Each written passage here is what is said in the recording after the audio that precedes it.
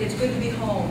The campus is just gorgeous. I haven't been here since I was an adjunct back in the 80s. So you can imagine what a stark difference it was. And just amazingly beautiful. I felt like I was in the St. Louis Gardens, frankly. Talking a little bit about tax today, and I know that now everybody's had some food, and and I started to feel a little bit, but you're going to see, I'm going to show you a naked person sometime. So don't be falling asleep and missing the fact that somebody who was in IRS for 35 years was up here flashing stuff up on the screen. This is what most people think about when they think about tax, right? This is that's how most people feel about it. And we're going to talk a little bit about tax and alternative dispute resolution and how those two, actually you can leverage a lot of ADR. ADR by itself can mean differences in processes and techniques, anything that keeps you out of litigation is ADR. So it has a very, very broad definition. And again, the purpose is avoiding this tragedy, right? Because most taxpayers feel like this. and they're looking, for a process or for an ADR or some person like Walt to make them feel like this.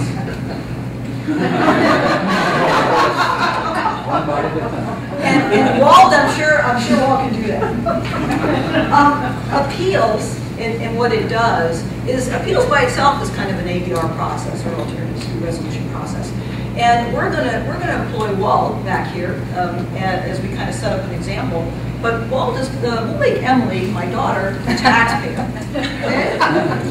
Walt, since he's been on the other side, is going to be our examiner. He's going to be our IRS examiner, and Jim Wallace is going to be our appeals person. Okay. Okay. So you can kind of think about this as a conveyor belt, right? Got the examiner, got the taxpayer, got appeals as a case kind of moves along in time.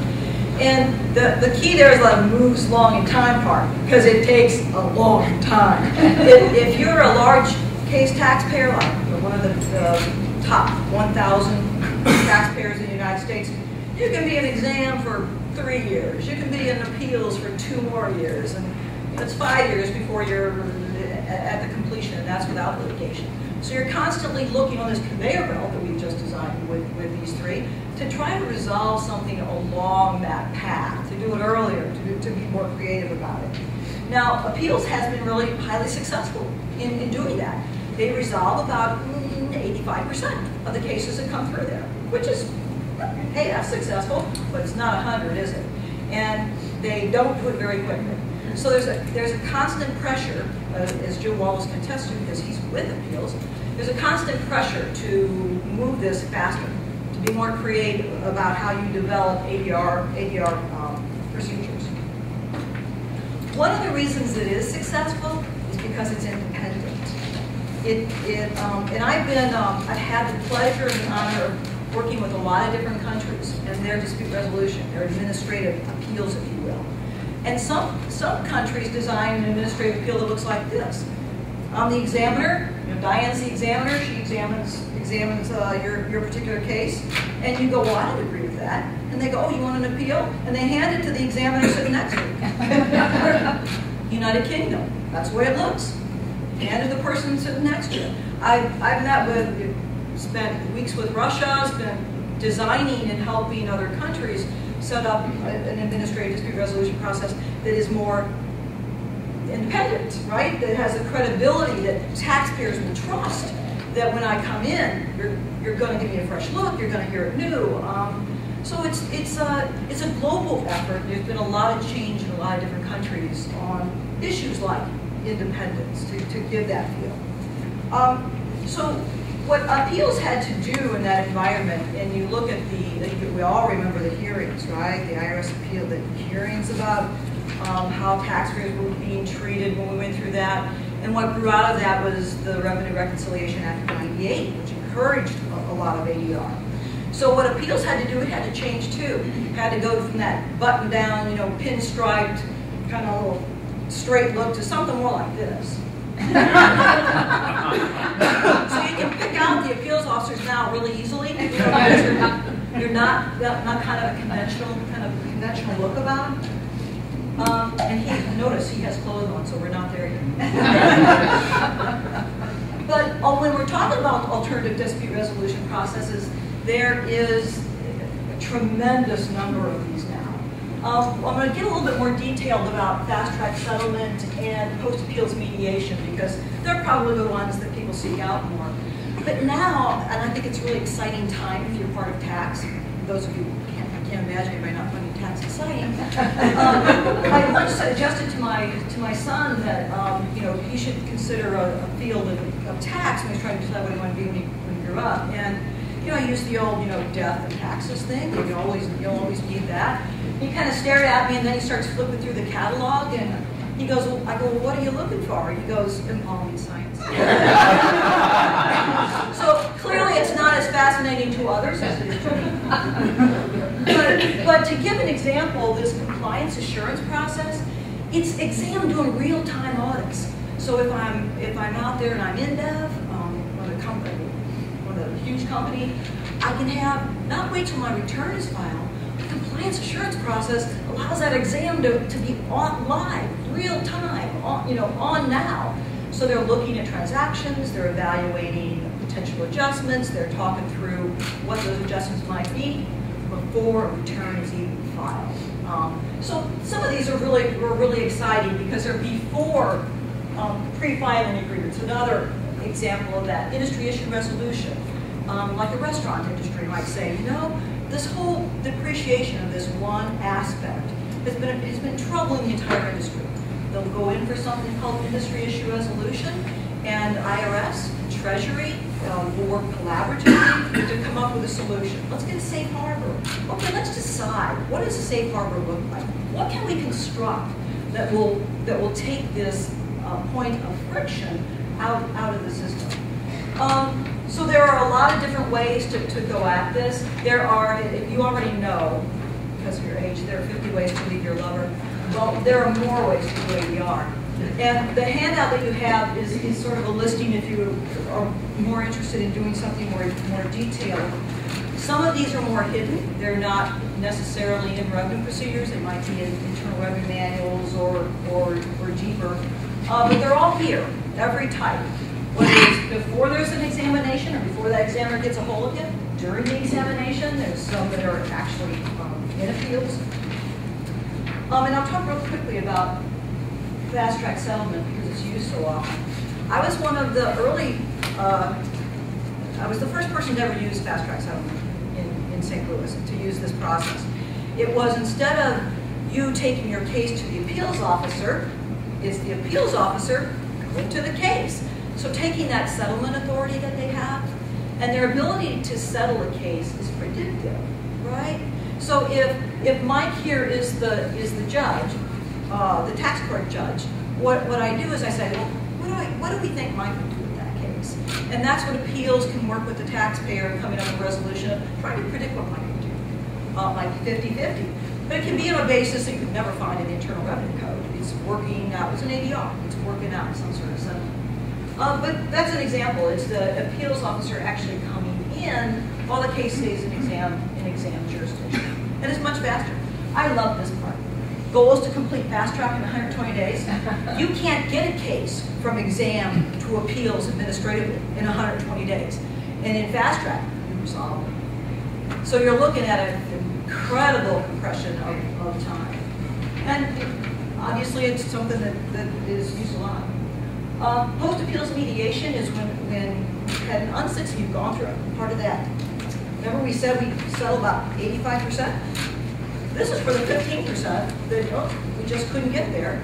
And it's a way of appeals kind of taking a fresh look, stepping back, bringing some mediators who haven't been involved. The thing that all humans are subject to is the more you argue a point, the less you stop listening to what the other side is saying. And that's just as true of appeals as it is of everyone else.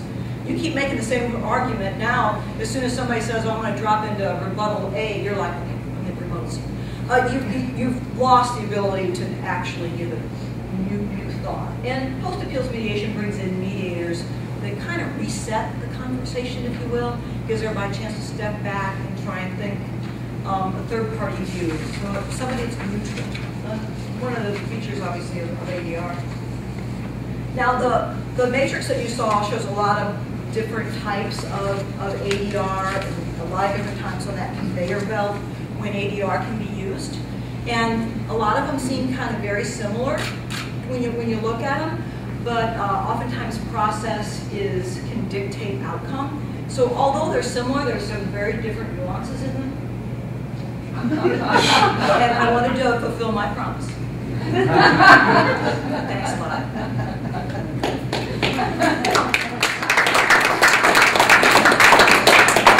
We can take a minute or two if folks have questions. I know I have one. Oh, sure. Diane, has it been your experience that taxpayers come out more satisfied in the accelerated appeals process? That's an interesting question. They do if you look at the satisfaction rates are actually pretty high, and they do measure them, and actually Jim's an expert on that. So as far as their taxpayer satisfaction rates, high, what the difficulty in the fast track is that exam, the taxpayer, and appeals have to agree.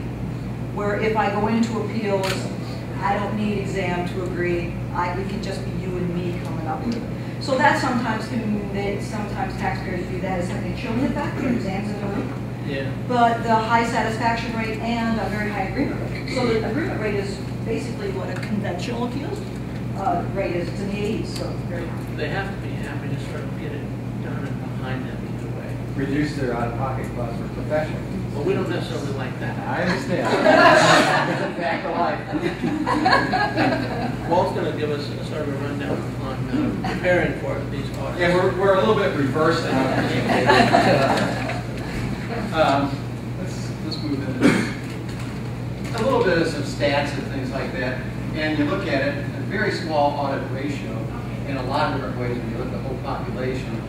If you look, however, with higher adjusted gross income, the audit ratio comes quite a bit higher, same in corporate audits. So I'm going to cover, let's say, these three topics and give you a little insight in some of my practice areas. Talking about the individual, and I'm going to try to hit this on a very high basis. Correspondence audits, a lot are with the 1099s, and it's really just to kind of look and see that the taxpayers report all their income. More documents are coming to the IRS. Where with the highest compliance ratio is really where there's withholding. So obviously W-2s and 1099s, interest, dividends, very high, 95 to 98% compliance ratio when those are used. It's kind of interesting, a couple of stories on the 1099s. We recently had a taxpayer, and the guy was just doing part-time work. He was retired himself, and he was actually performing at retirement homes and playing the piano and doing some things. And so he got 3 1099s from this one payor, and they were hand-prepared type 1099s. So it was like $325 that he did for one of them, and he had .00. The IRS picked it up as $32,500. So his $900 in miscellaneous income came up to like $90,000, and it's just interesting to try to get those things straightened out. And we got it taken care of. There was a correspondence audit, and but those are just the kind of things that taxpayers have to sort of put up with.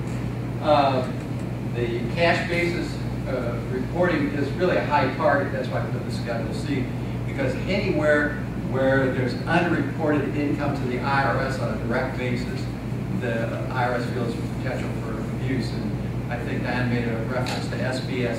Really, there's several branches of the IRS, and a lot of the audits are conducted on small taxpayers, and some individuals are S.B.A., small business, self-employed. And so that's exactly where there's a lot of audit activity.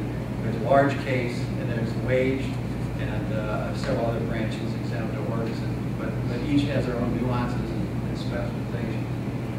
This is an interesting thing. On a lot of these audits, the IRS is going to look at all the bank accounts of the taxpayer. And again, let's say recently I had a taxpayer, he was a corporate executive, she was a real estate agent, and together they had about 6 bank accounts.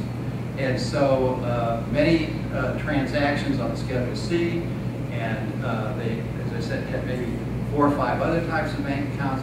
And so I said to the taxpayer, now, the business was on QuickBooks, so that was easily taken care of. But I said, now, it's going to probably cost you a couple $1,000s to have one of our people sit and schedule out all of the stuff that's in all your bank accounts.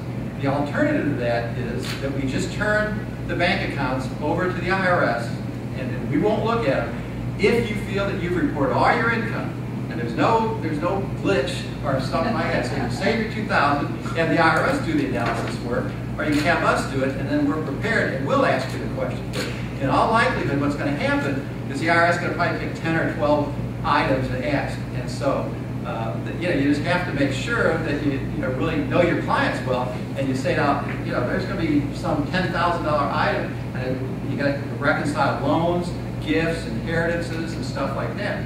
But I said, let me know. And this taxpayer said, I'm squeaky clean. And as it turned out, that was the case. The IRS scheduled it, asked 10 or 12 questions, and we were able to really get it fairly quickly concluded. But, again, it could be just a lot of work for some of these taxpayers to get prepared for the exam. And rather than us to conduct the exam, let's let the IRS conduct it if, in fact, the taxpayer feels very comfortable in their situation. I'm going to talk a little later on if we have a taxpayer that's not comfortable. Pension distribution, some things there as far as when the taxpayer does a rollover, it really isn't reported to the IRS within a 60-day period. If I take my money out of an IRA, if I do IRA to IRA transfer, that's a perfect situation. The IRS is going to have that thing totally documented. If I take the money out for 45 days and then put it in another IRA, the IRS doesn't know that. And so you get a lot of issues and questions on that. And some people, they push that 60-day limit, and then they got a problem. The interesting thing on state taxes, especially Illinois, is the fact that Illinois treats annuities like their pensions.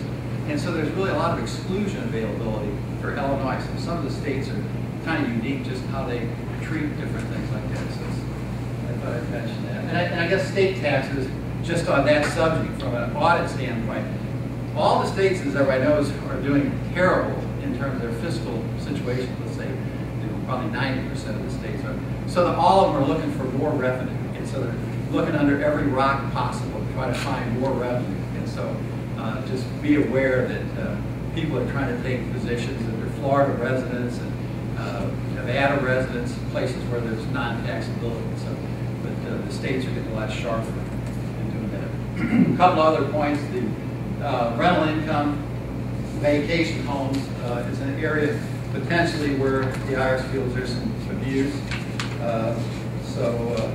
If you have those, what happens to a tax return? It goes into the big IRS computer in the sky. And it's the return is assigned a DIF score. And that DIF thing, I'm not sure how that acronym plays out, but it's a differential information measurement of some sort. But the IRS has conducted detailed examinations over periods of time, and they develop profiles. And here's a profile that gives rise to the reason for an audit. And just like I talked about Schedule C, where income may not be all reported to the IRS and there's a potential for abuse, taxpayers run up their DIF score, and when that comes about, then exams are selected for audit. And also like large charitable contributions and some other things are the things that make your tax returns stick out for audit. Office and home, that's another one that's really a popular IRS audit. And the good thing about, I'd say, office and home is they changed the rules a few years ago. You have to have a profitable business in order to take that office and home deduction. I think at least that makes it eliminate a lot of other problems. And the other thing is, and again, with the same client with the real estate business, they had an office and home. And we were able to take photographs of that office, show the agent the office. In addition, she had a real estate office in a commercial shopping center. And the fact that she did have a log, and she saw certain customers, because one was located on St. Charles County, the other was located in West County. So there are different clientele that you see her in different places. But pictures are sometimes worth 1,000 words, and so it's very good to furnish whatever document it is. Miscellaneous business expenses, again, an area where it's really all documentation, whether it's travel and entertainment or whether it's auto expenses. It's really documentation. documentation, charitable contributions. The most key thing here is that you have to have a receipt. It has to be a contemporaneous receipt, meaning you have that receipt in your possession by the time you file your tax return. So for the 2011 returns, if you file on October 15th, extended due date, you have to have all those receipts for that 2011. If it's an appraisal because you gave a piece of art someplace, it has to be contemporaneous. It can't be, gee, I just got audited, let me go get a receipt, and let me go get an appraisal. So that's kind of an important thing there. I mentioned also the fact that, let's talk about small business for a minute, NRP, National Research Project case. And the interesting thing about that is, a few years ago there were about 5,000 returns of subchapter S corporations chosen for audit. And the IRS sliced and diced, and I was fortunate, or my client was fortunate or unfortunate enough to have one of those. And they're asked about 40 questions. They do a very detailed examination, again, from a data extraction standpoint, look at all of what's involved and whether the person has invested enough money into the S corporation to take losses, how they're participating in business, and just types of deductions of income. And this general compliance testing in these NRPs then again allows the IRS to formulate some of their audit examinations. And I have to say, you know, I had a long career with public accounting, and the IRS is doing a terrific job now because of the way, you know, they really have written programs, they have programs that are templates so the agents didn't have to make up everything as they went along. The agents aren't just looking at travel and entertainment and just repairs and maintenance. It's a much more sophisticated examination with data extraction where they really look at payments to taxpayers and in terms of income disclosures. And so, I mean, the whole thing is much better. It's much better documented. Whether, you know, I'm a taxpayer first and a taxpayer representative second. So it's kind of nice to see that the government, the dollars are being spent in a real good direction. And I think they really are. Another interesting one we'll talk about now is the fact that in some instances, payroll taxes are paid on about the first $110,000. And it's 6.65 for the employee, 6.65 for the employer. So you get about 13%, and let's say on that $100,000, you know, $15,000 worth of payroll taxes. Well, there's obvious incentive that a lot of small companies just don't pay any payroll. They say, well, I'm an S-Corp, and you know, I don't pay any salaries. I just do everything myself. Well, corporations can't run themselves. You know, they may be voters and contributors, but they can't run themselves. But so therefore, not paying enough salary, we talk about excessive compensation sometimes, not paying enough salary is also a tax issue because the government isn't collecting their share of payroll taxes. So that's one thing. The other thing is in terms of losses in S corporations, and some of this is kind of technical, so I'm trying to keep it down a little bit, but basis for losses and material participation. And what that means is the basis means how much money did you put in the corporation versus how much did you borrow from third-party sources. And if you're an S-Corp, you have to put all the money in yourself. If you're an LLC or partnership, sometimes those third-party loans can count as part of your investment basis to take losses. And so, again, the IRS looks at that sort of thing. Material participation means how active are you in the business. In order to take losses, you have to do something that's called material participation. And that really means that you got to work 500 hours or more in that business. And there's some other types of tests, but that's the most common one. But you can't just be a passive investor and say, well, gee, I loaned all the money to it, so let me take all the losses. There are some very particular rules. B.S.A, direction of presumption of unreported income. This is one that's kind of another interesting story. And I think a lot of this, what I say here is going to go back to the fact that under Mark Everson as the commissioner, poor Mark, I was participating and presenting at an AICPA seminar in Washington, D.C. It was probably about 10 years ago. And so we're having our luncheon, and Mark's the luncheon speaker. And we got something about AICPA tax planning and stuff, you know, beyond preparing returns or some catchy thing. And Mark points out, that's the problem. You guys need to stick to your knitting. And at the same time, he was all involved with these tax shelters. And you know, he was at war with some of the CPA firms, or really some of the law firms. And so it was really kind of interesting. Well, needless to say, I was on the steering committee, and everybody said, don't get that guy back. But he was really, a very effective speaker. But one of the things that I think he drummed in to a lot of the S.B.A agents at the time, all taxpayers are cheats. Okay? I had a guy, I won't mention the agent by name, but we were in the conference room, the 11th floor, room around, and we're in Clayton. He's looking out the window and he says, don't you wish you could just knock on the doors of some of these people who live in these big houses and see if they're paying all their income tax? Sure. But I mean, so there's some of that mentality. And so, again, I think the IRS has to, remove some of that taint. But I think it was, again, the tax shelter things, and they were terrible devices. There was no economic substance to them, but it really kind of, branded some of the, again, some of the things, personal expenses, and fringe benefits of owners, related activities, the corporation owns this building, and maybe there's a family partnership that owns the building, and the corporation's an S partner, just to look and see if the rent's fair between the two, and if there's nothing funny going on there. New audit correspondence only. And yeah, this is really kind of an interesting thing. It's called remote exams, and it's pretty interesting. I think the criteria was either a $500,000 loss or $1 million loss or more. And what the IRS does is send out about 10 questions, 6 to 10 questions, to the taxpayer who claimed the losses and to the corporate or partnership entity that gave rise to the losses. And it's to really look and ask you some questions about some of those things I talked about, bases, material participation, etc. And so instead of having to open up a field examination, it's really being done. And I think it's a very effective way, because one of the things, when then they turn stuff over to practitioners, obviously we're going to give them the right answers. And so we're doing their job for them, because it's a felony to make a false and misleading statement to an IRS agent. And so, I mean, tax professionals take that very seriously. And so, as I said, we're being farmed out as doing some of the bidding for the IRS and some of the. Okay. Just a couple quick things on penalties, because this is the penalty aspect. Let's say you have a tax liability, you've gone through your examination, and so let's say the assessment is an additional $20,000.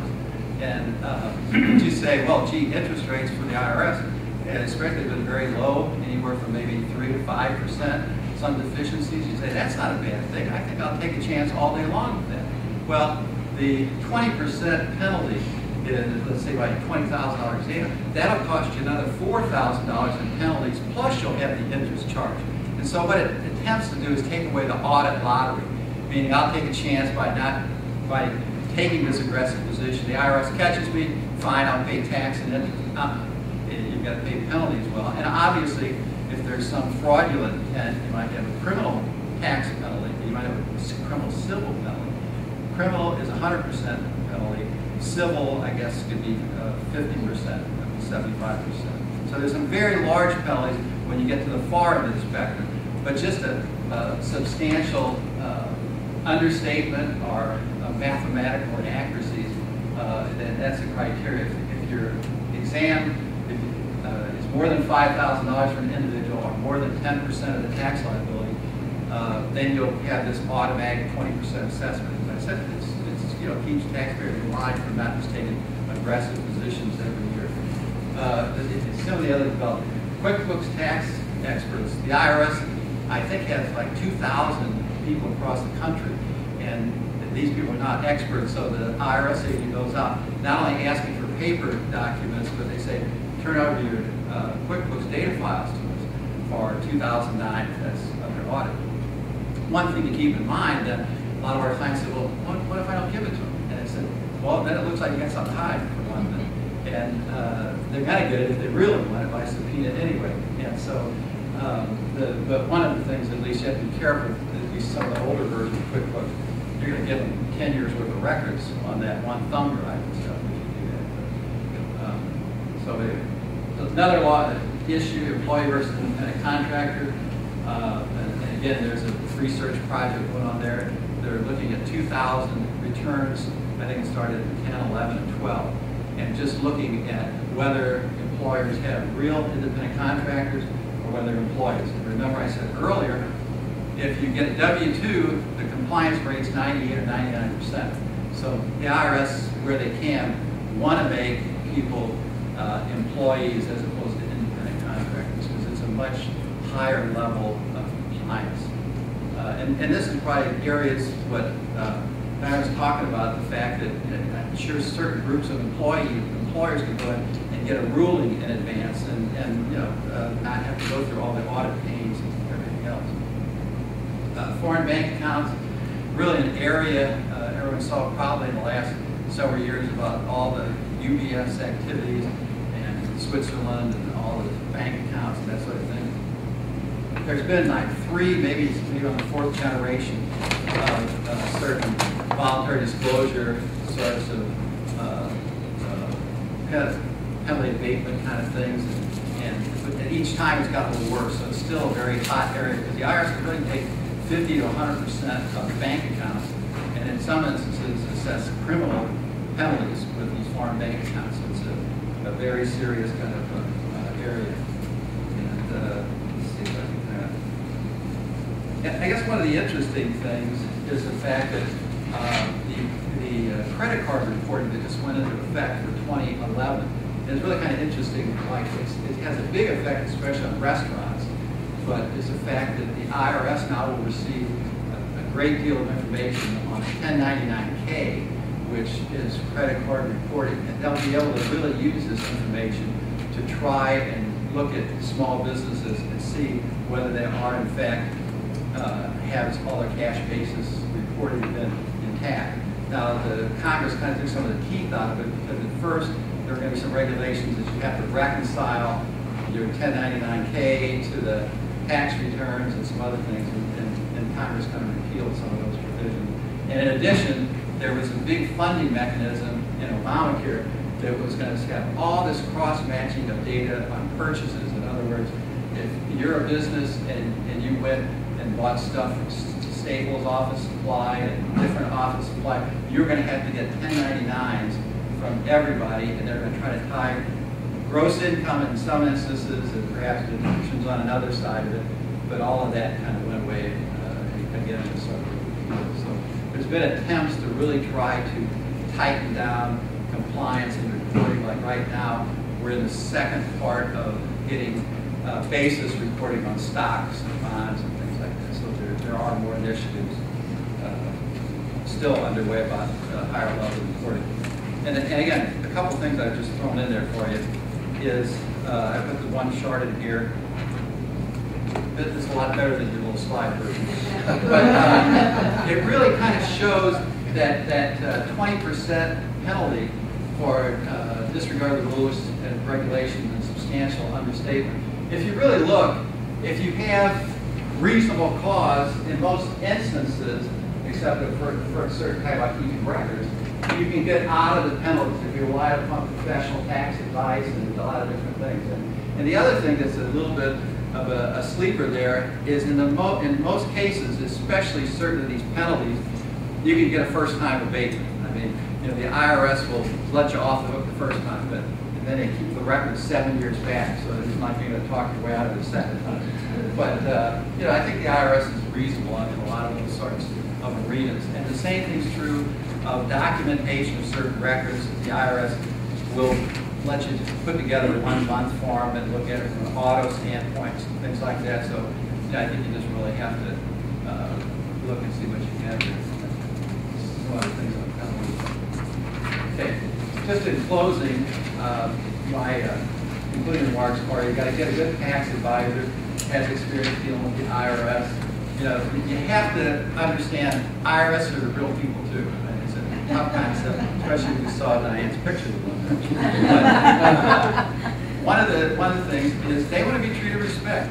If they want documents back in 2 weeks, you got to comply with that. And it's just treat them how you like to be treated. It's a very kind of simple thing, but some people lose track of that and they just feel like they want to be a hard nose all the time. And again, this kind of goes back because you don't get that, then tell him or her everything. Going back to my example about the 6 bank accounts. You want to know from your taxpayer, when we gather data from taxpayers, we take their word for everything. And I mean practically, if we look at something that makes sense, we're going to ask a couple more questions. But for the most part, we don't do any audits or anything that's tax return prepares. And so, again, if that person had the 6 bank accounts, said, oh, you know, I think there might have been a $10,000 or $20,000 item that I probably slipped through the cracks because somebody paid me in cash or whatever. Depending upon how severe it is, I may say, I think we need to get a qualified tax attorney. This omission of income is a very serious thing, especially when it comes about because of an IRS exam. It's one thing to maybe file an amended return before an IRS exam. It's another thing, the IRS knocks at your door, and again, it's just, you have to be very careful. But that's again where I say, you know, the person has to come clean with you, and you have to know at least as much as the IRS agent's going to know when they're done with the examination. You know, it's okay to play in the gray all day long, but you don't want to go beyond it, and neither does your accountant or tax return preparer. Yeah, as I mentioned to somebody at the lunch table, the way I always treated my clients was to say, I want to understand your risk tolerance level, and then use that as a judgment item with my knowledge of the tax law, and then I will do what's best for you in terms of it, pretending it's my money, it's your money. So I really want to make sure I can step into their shoes. I don't want them to lose sleep, wake up in a cold sweat in the middle of the night and say, oh my gosh, why did I make that deduction? Or why did I get that tax shelter or whatever it is. And so you really have to understand somebody's risk tolerance level. And last of all, paying taxes means you're making money. That ain't so bad. I mean, the 15% in capital gains and dividends rates, the highest rate right now is 35%. Not sure where it's going to go after this, but at minimum, when people always talk about that, I say, hey, you know, you get to keep 85 cents on the dollar for that, or whatever it is. So, anyway, thank you.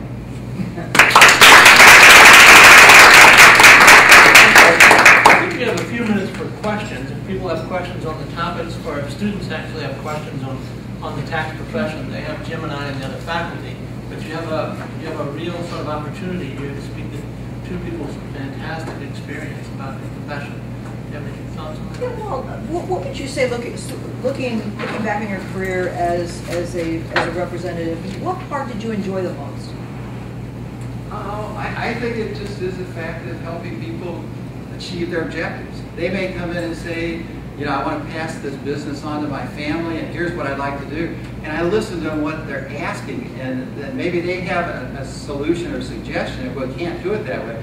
But then come around and do it in a very legitimate way, but make a couple tweaks here and there. But it really is, you know, helping generations pass, helping people, you know, with especially some of the non-tax issues in terms of making sure, like one of the things, as I mentioned, somebody may have a family business, the operation of the business may be an S corporation, but I put that the building into a partnership, and so you have family members involved in the business, but you have family members who aren't involved in the business own the partnership. So both sides kind of have a way, you might say that's a preferred stock with the rental income and all that kind of stuff, and the ones that are in the business then can get salary bonuses and that sort of thing. So it really is just trying to use the stuff I've picked over the years to satisfy family objectives. Yeah. Diane, I'll do the same question to you. You're welcome to come up that way. I guess in terms of being in appeals, it was sort of the lack of having any advocacy. So there wasn't a matter of sort of serving the government's purpose or serving the taxpayer's purpose. It was always like, well, what do you think is what do you think is the right answer? And that is sort of its own. I mean, in a lot of sense, I think you're oftentimes able to do exactly what you're talking about. Be creative about how you structure a settlement so it's right for the government, right for the taxpayer, and it's the creativity piece of making the law work the way that it should, considering how complex. So you both have stellar careers, and I think what might be on our students' mind is how do we get in? How do we sort of make our way into that profession? Is it as arduous as it seems from your sort of first tax research class, or is it much more relaxed than that? Well, I guess I think taxes is just like any other language. I mean, it's just accounting in general. It's a form of communication. And I think you have to first like what you do, love what you do. I never get up an alarm clock. If I ever started getting up an alarm clock, I decided I had to do something different, either a different job or a different business. But you know, it just has to. You have to like what you do. And as I said, the idea of helping people, and again, this tax profession or accounting profession, it is just giving feedback to people and helping them along. I think people are just. I'll give you a couple things real quick. Some of my little, I had like 10 expressions that they asked me to do at Ruby Johnson, quote words of wisdom, but one, pretend everybody has a sign on it that says, make me feel important. Okay? So that when you're talking with your clients, the person, and the other one is, people are like bank accounts. Make sure you make deposits before you make withdrawals. I got 8 more of those. No, but I just think you have to just be dedicated with it. Diane, what do you think? Well, actually, I wound up in IRS walking through, I think walking through the luxury library.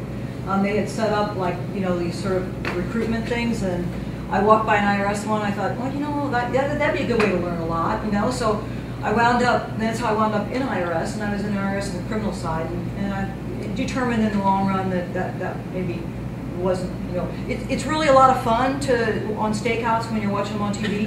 But you know, until you're sitting somewhere for 10 hours watching a doorway with you're dressed with you know, it's the middle of winter and you've got a dress on that you didn't expect to be doing this kind of work, and it's not, time does not go that fast when you're out there. So I'd actually decided to quit that job and called and went in and got a job with a big 8 back then.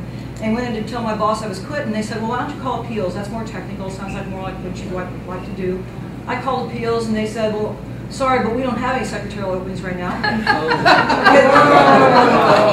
But it was a different world back then, guys. It's not this world. I said, that's great, because I can't type. And I came over and fell in love. I just fell in love with what appealed, with the mission and what they were doing, and with the quality of the people you got to work with, and just like Walt, I loved every day. And when you rose to the top of the pyramid, did you fire that person?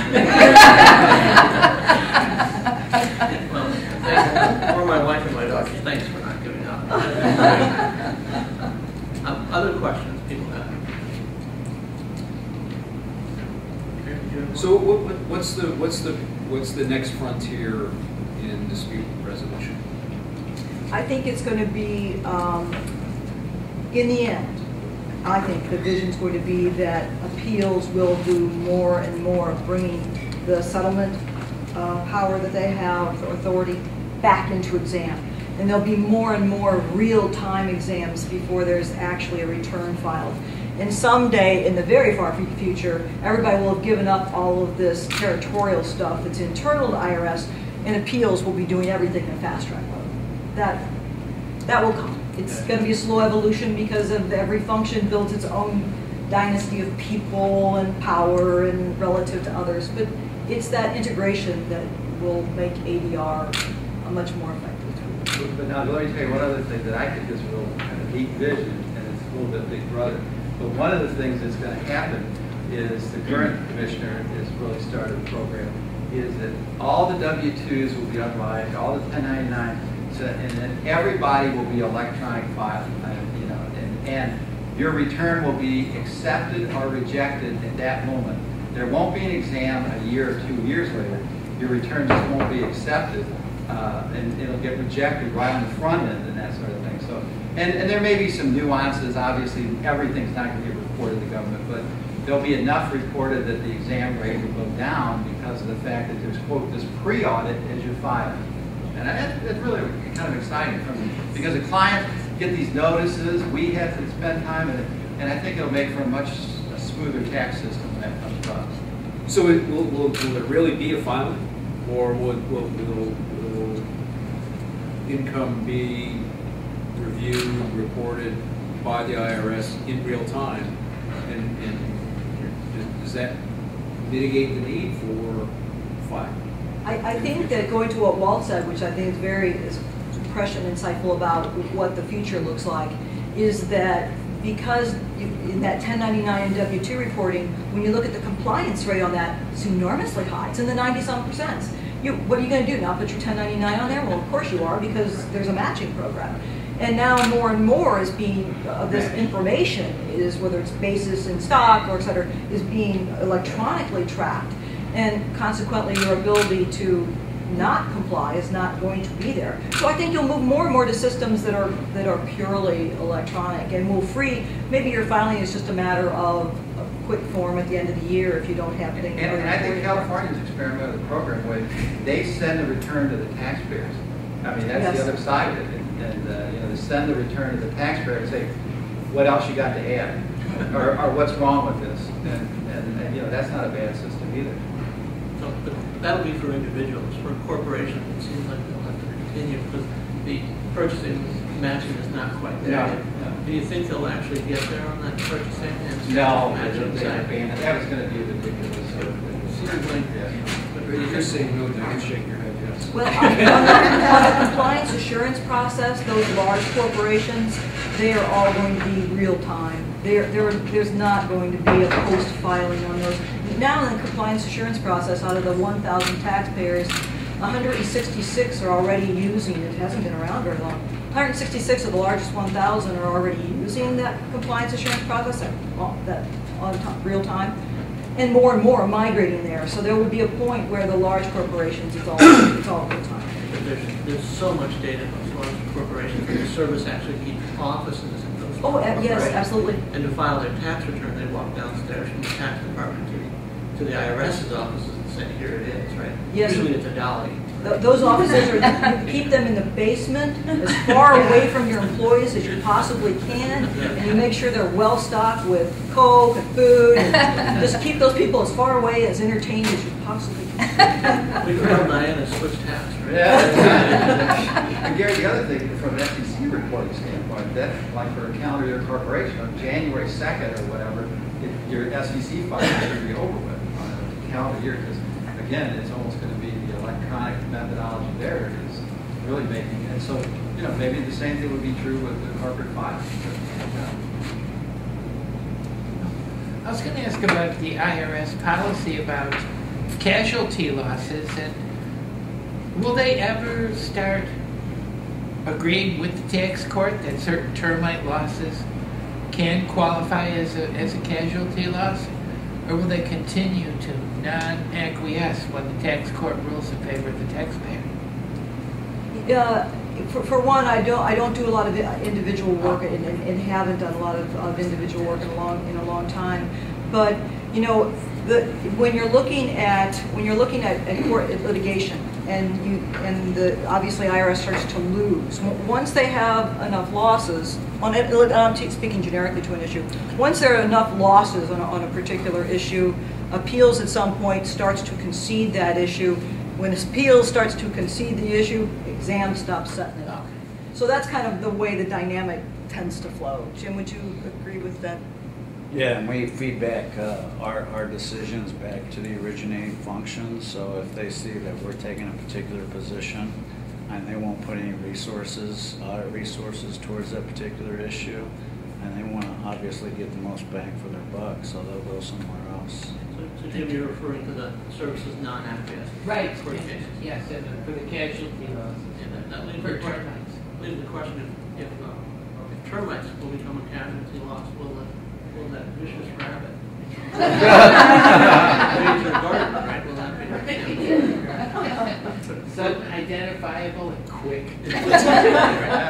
We're about out of time. If there's more questions, I think we I have one question. What about the W-4 form that you fill out whenever you apply for a job? Is that ever going to be online, and some checks and balances on that? I had an instance, it's been several years ago, and it was a family member that went to work temporarily for a company that traveled, and when he filled out his W-4 form, he claimed 9 independents. Well, at the end of the year, he only had 2. So is there any check on that? Because, you know, that's whenever, you know, you say the compliance on your W-2, but if the employer doesn't know that you're claiming 9 when you only have 2. And I don't think it changed the rules, but 9 used to be the number, but it's the most you could claim. And it's special withholding allowances as well, not just dependents. But if somebody has a large amount of interest expense and some itemized deductions and things like that, it's just a way of cutting your opponent. 9 is a magic number because if you hit 10, they have to report to the IRS. Right. But if it's 9 or less, then you didn't get reported to the IRS. But as I said, but it isn't dependence. As I said, there's the other concept of special withholding allowances. So it could be a proper thing. Could. Is that more percentage or contribution? Yeah, sure. Right. Reasonableness, you know? Yeah. But as I say, people might have large interest deduction, large charitable contributions for whatever reason. Or they may have a side business that they're not, that's a big loser. I've had people with these hobby losses, they want to claim it, and that's a tough thing. Although I had one guy, his hobby was, quote, or business was fishing. But he entered a fishing contest, and he won a $35,000 pontoon boat. So that was pretty legitimate. I said, I don't carry it for a few years. More questions? Or okay, I'd like to thank Walt and Diane.